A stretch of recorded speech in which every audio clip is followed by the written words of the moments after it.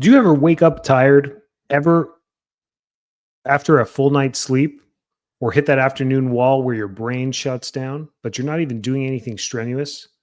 Today, we're uncovering the hidden energy killers that drain your body without you realizing it. These aren't just obvious things like bad sleep or too much caffeine. These are sneaky daily habits like toxins, foods, and stressors that are quietly shutting your energy systems down. Welcome to another episode of Living a Full Life. I'm Dr. Enrico Dolcecore, and today we're going to talk to you. You're going to walk away with a clear plan to boost your energy in 24 hours. Energy is always something people want more of, and it's the most common thing that we talk about both in practice and on questions that we get as practitioners across all mediums of medicine. And what happens is that energy, it has to be understood of where it comes from. What is our battery pack? What is this solar pack that keeps getting recharged? And how does sleep play that role? We just know that when we sleep at night, we're supposed to get rested to be able to do the next day. And it's a little bit more than that. We have to think of ourselves as a cellular level. Remember, the entire universe was created on this vital force that was given into one cell and then multiple cell organisms. That is what we are today. And each and every cell in our body has something called the mitochondria. This is the battery pack of the entire system that we're talking about. So for right now, it's the human body. We're made up of billions of cells, and all of them have mitochondria in them. And it's the accumulation of their activity that equals our energy. And that's what energy is all about. So we have to think of mitochondrial function. Now, what affects the mitochondrial function? It's designed to just keep doing what it's doing, but what affects it both in a positive and a negative way? And that's what this episode is all about. The nervous system load is what we need to walk away with today with this episode is how much load are we putting on our nervous system that affect or defect the effectiveness of the mitochondria themselves. And when we talk about the load, these are all the stressors that can affect our nervous system: mental, physical, chemical, and emotional. These are all the things that can affect our nervous system, both positive and negative. What it does over time is create inflammation. We understand that lack of physical movement or chronic chemical exposure or bad processed foods can create inflammation in the body. And this inflammation is what slows down all processes in the body, especially hormonal regulation. That's the first thing that ends up happening that may not give you the immediate side effect in our body from fatigue, malaise, mood disruptors, emotional disruption, function, side effects from that, like hot flashes, feeling warm, temperature control, sensation, restless leg syndrome at night. Before we get any of these symptoms, hormones start to change. And that's where inflammation plays its role. Is when it starts to dysregulate our hormone system, that's where we start to feel tired, foggy, maybe unmotivated at first, and we don't know why. Heavy, just our legs are heavy. We feel heavy, unrested, irritable. It's probably tired, foggy, and irritable. They're probably the first things that we get where our mood, we're like, oh, I'm sorry. I don't even know why I'm upset or why I got upset at that. It's because our fuse is running short because our mitochondria are not functioning as they should. And this started a while before we start to get the symptoms.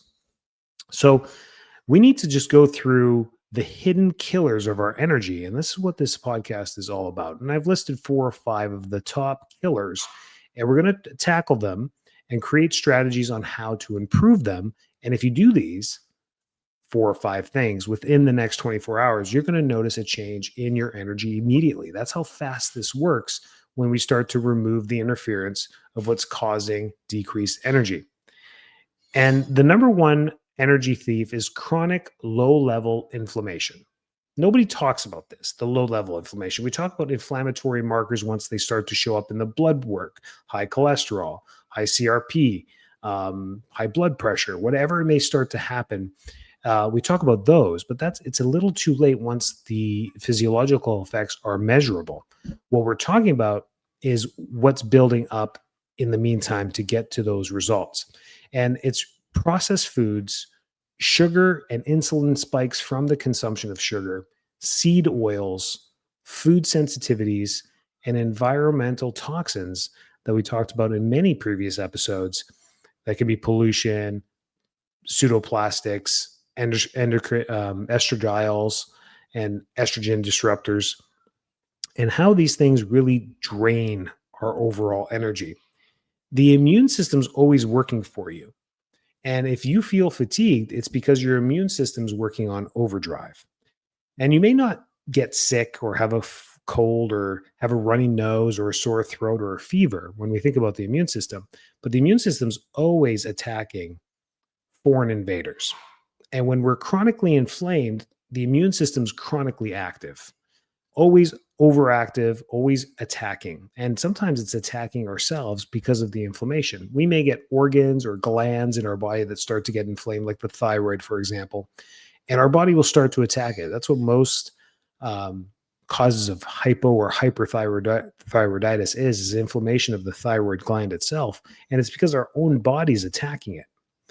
So what do we need to do to really start to focus on these things? And the quick actionable steps that you can take within the next 24 hours is the 7-day anti-inflammatory reset, where you just eliminate inflammatory foods from your diet: sugars, processed foods, gluten and grains, dairy. Those are the four major things. You just eliminate those, and within 7 days, you're going to notice some clarity immediately. Hydration and trace minerals. These are sometimes the things that we're missing is we're not getting enough water. And it's not just filtered water, but water and electrolytes. And electrolytes are those minerals that we're talking about, salts. And we sometimes need just a trace amount of those added to our diet, like magnesium, even sodium. So a lot of people eat low sodium diet now, just because they just don't add salt to their cooking. And one green detox meal per day. A green detox meal is one dedicated meal, lunch or dinner, where you put together a variety of green leafy vegetables as the base of your meal. Typically, we call these things salads, and you throw some meat on top. Great. Call it whatever you want. But that's the key to a green detox meal every day. So you want to add that to the 7-day reset. You can make this creative on your own as long as you follow the base 4 steps that we talked about: eliminating sugar, processed foods, gluten and grains altogether, and dairy. Dairy being milk, cheese, cottage cheese, sour cream, anything dairy based. They're typically inflammatory. And within 24 hours, you're going to notice some changes, but within the 7 days, you get a detox effect where chronic inflammation drops significantly there. Then you can uncover secondary and tertiary effects of this onion of inflammation, where you can dig deeper and start to think, okay, well, listen, I'm still fatigued, I'm still feeling a little tired, my gut feels better, I feel less foggy, but I'm still tired. Then you can start to dig into the hormonal factors on that. So, number 2, hidden energy killer number 2, nervous system overload. Your stress is playing the overall effect on all of this. And life is stressful. Your nervous system was designed for survival, not constant notification, news articles, noise, and urgency. This high paced life that we live, where we're getting notified with information all the time and then always feeling like we're in a rush to get to the next thing: the baseball practice, waking up to get the kids to school. We're just in a rush to get things done. Even in traffic, to get home and do dinner, we're in a rush to get there because time is a factor. And this constant overloads our nervous system. We're always on fight or flight. So we're wired, but we're tired. We have a racing mind at night because we didn't take a few moments during the day to think and clear the mind. So we finally put our heads down on our bed and we wonder why our mind is racing. Is because we didn't take time during the day to reflect. We have difficulty relaxing, and we feel tense or on edge quite often. And this is how all that drains our energy. It causes us to live in sympathetic dominance. So we get hormone deregulation and then poor sleep cycles because of that. And we've talked about the circadian rhythm and hormone cycles in other episodes. So some quick fixes to this is the 2-minute vagus nerve reset. And you can do this using different methods, but I like breath work, where you stop in a seated position or even lying down and you focus on your breath. Just if you've never done this before, you just focus on breathing. It's as easy as it sounds, where you breathe in and you breathe out. And then you can make these deeper breaths where you hold longer and breathe out for longer, meaning you breathe in slower and you breathe out slower. And you can time it in your mind just on a 1, 2, 3, 4 count, 1, 2, 3, 4 count. And you repeat this. It can be 40 seconds, it can be 2 minutes of breathing, it can be all the way up to 5 minutes of breathing, whatever you want. But if you do this within 2 minutes, you'll reset the vagal tone in your nervous system, which helps the nervous system calm down and slide away from sympathetic dominance, which calms the entire system. News and social media boundaries, you have to set these to yourself. Having these notifications pop up, turn off all those notifications on your phone. If you need to look into the news, dedicate time for that, where you actively go into the apps and look at your news. But having these notifications pop up, trust me, if it's an emergency, the Amber Alert will come up telling you about, you know, the child that was abducted or whatever, something serious in your neighborhood or in your community that needs to pop up. Other than that, you really don't need the notifications. Turn them all off and seek the news when you need the news.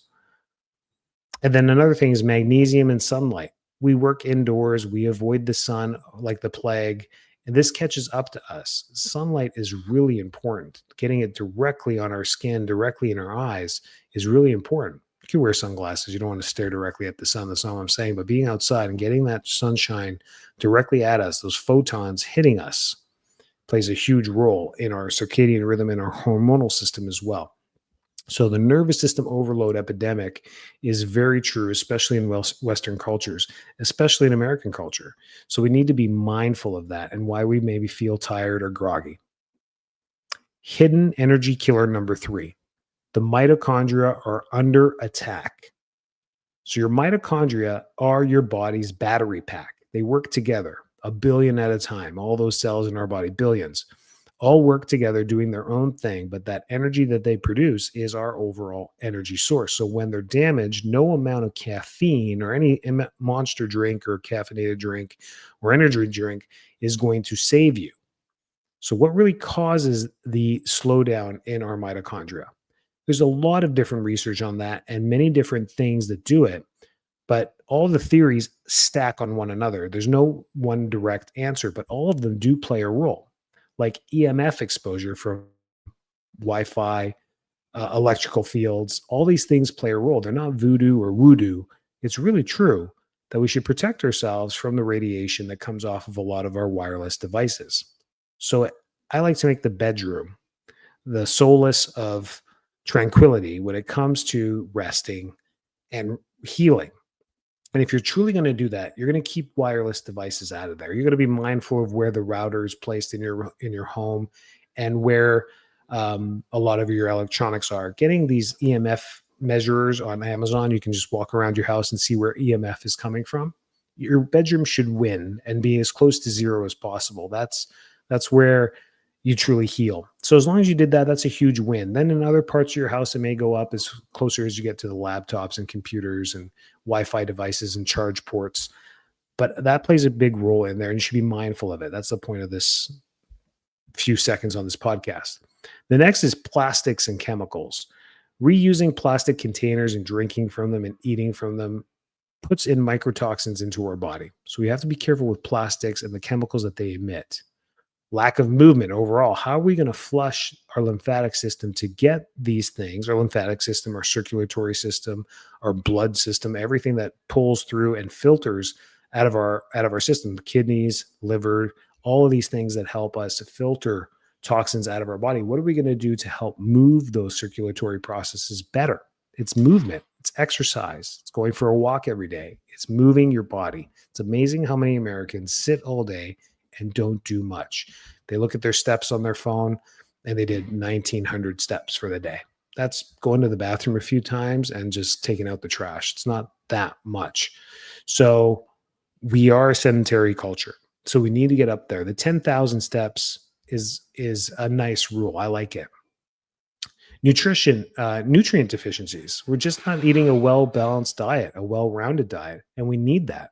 Carbs, fats, and protein is so important in our diet, but also the micro things. And then poor sleep. So many people are okay thinking that with 4 or 5 hours of sleep that they're doing okay, but they're actually not. Poor sleep is exponentially builds up the negativity in our mitochondria and our function and our energy as the years go by. So the longer we go with poor sleep, the more exponential it affects us later in life. That's why people later in life start to feel more fatigued and more tired. It's because they've been doing that on overdrive for a long period of time.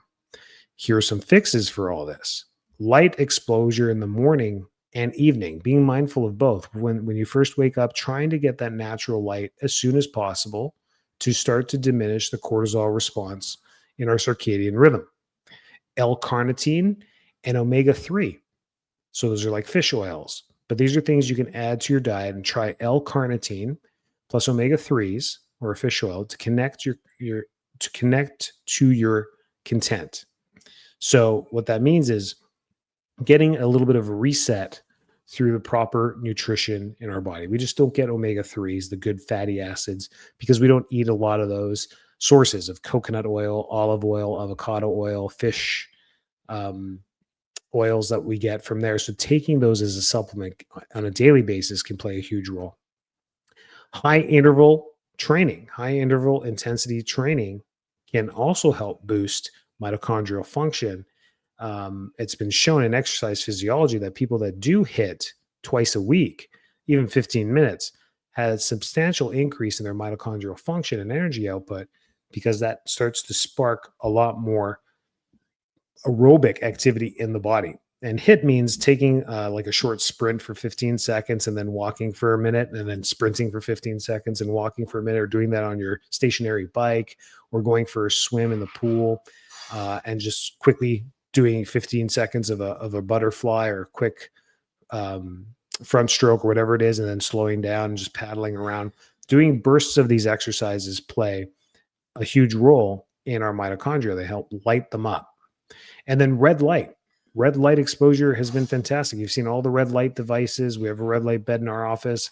Red light can also stimulate mitochondrial function as well. So a lot of quick fixes that you can use and add to your lifestyle to help boost your mitochondrial function. Hidden energy killer number 4, subconscious stress from your environment, the things you're not really thinking of, but people love this one because it's surprising. Some examples of this are clutter, overcommitment, loud environments, chronic noise, blue light at night, workload overwhelm, micro stresses like unpaid bills, messy counters, and always walking into those same environments.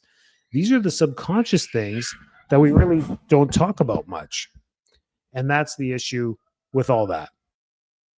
Some fixes that we can do for that is 10-minute daily resets, where we take 10 minutes and either clean up one small area of a counter and just organize it, or 10 minutes to just calm ourselves down, or 10 minutes to be in peace and quiet, just quiet. Even noise canceling headphones, where you sit there, you're not staring at a screen, you could read something if you want, and that's about it. Your digital sunset at night, where you give yourself the 1 hour before bedtime where you're not looking at digital screens, and simplifying your schedule at least at some point during the week. Weekends are a great rule for many of you that work 9 to 5, Monday through Friday jobs. Those are great as well, where you can use maybe a weekend or a weekend afternoon, like a Saturday morning or a Saturday afternoon, where you just simplify your schedule to not do much and just do stuff for yourself, if possible. And the last one, hidden energy killer number 5, nutrient and hormone imbalances. You can be eating healthy, but still be underfueled at the cellular level. So the big ones that people don't do is they think they're eating 3 square meals a day. They think they're eating healthy, avoiding processed foods, and that's great. You're doing a great job if you're that conscious. But one of the big things that are being missed is the protein amount. So they're low protein, they're under eating, they're low carbs for active people. They're just eating low carbs and being super active. That can be very stressful on the system. Thyroid sluggishness. Um, we don't want to diagnose that as sluggish thyroid because you need blood work for that. But a thyroid sluggishness is where fatigue can underwhelm everything. And it's because of eating low calorie for long periods of time, low carb for long periods of time, maybe ketogenic for long periods of time, can slow down and make the thyroid more sluggish, more resistant to our metabolic pathways. Low magnesium, believe it or not, people don't take a daily magnesium pill. And just by doing that can be a huge improvement to overall function. B vitamins, we can dig into that. We spoke about omega 3s as well. Those can play a role in that as well. But some quick fixes to that, to just having the nutrient and hormone imbalances, is your anti inflammatory meal plan that we spoke about with number one. Just focusing on an anti inflammatory meal plan and sticking to that for a certain amount of time. 7 days is a good start. It's a win. If you can make it 7 days and eat clean, that is amazing. Balancing your macros, strategic refeed days where if you're eating well continuously, it's part of your lifestyle, you have a day a week or maybe a day every other week where you refeed. You increase the protein, the carbs, and the fats on one day, just a day where you kind of let loose and eat a little bit more to refeed the body so that we're not always living in a calorie deficit.